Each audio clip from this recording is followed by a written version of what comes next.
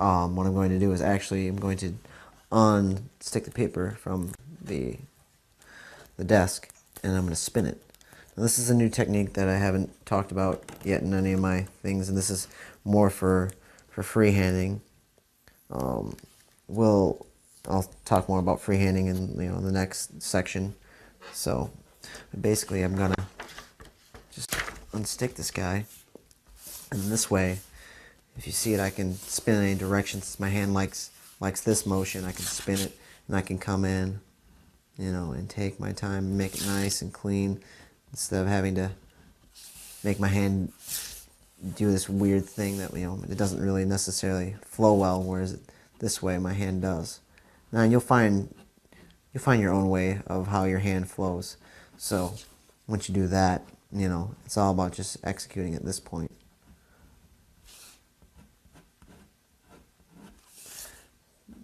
But if you're thinking, how does this, how do I apply this to real life or whatever? I mean, this is essentially how they would start, a car, like the shell of a car, or any type of, object, a product, toaster, whatever. Design a toaster.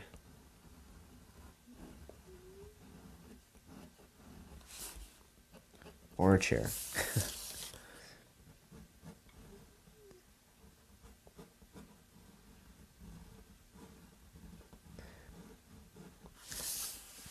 There you go. You've kind of got the shoe shape, and you could highlight the cut throughs or whatever to kind of see your shape that you've created here.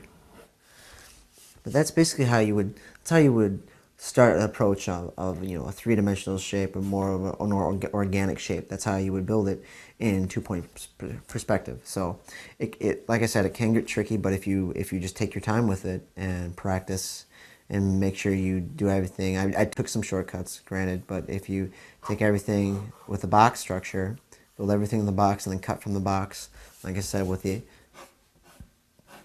X method, finding the center of the box, and then making a shape, then picking points to mirror across and create the same box on the other side in perspective, so you can just follow that line and do the same thing.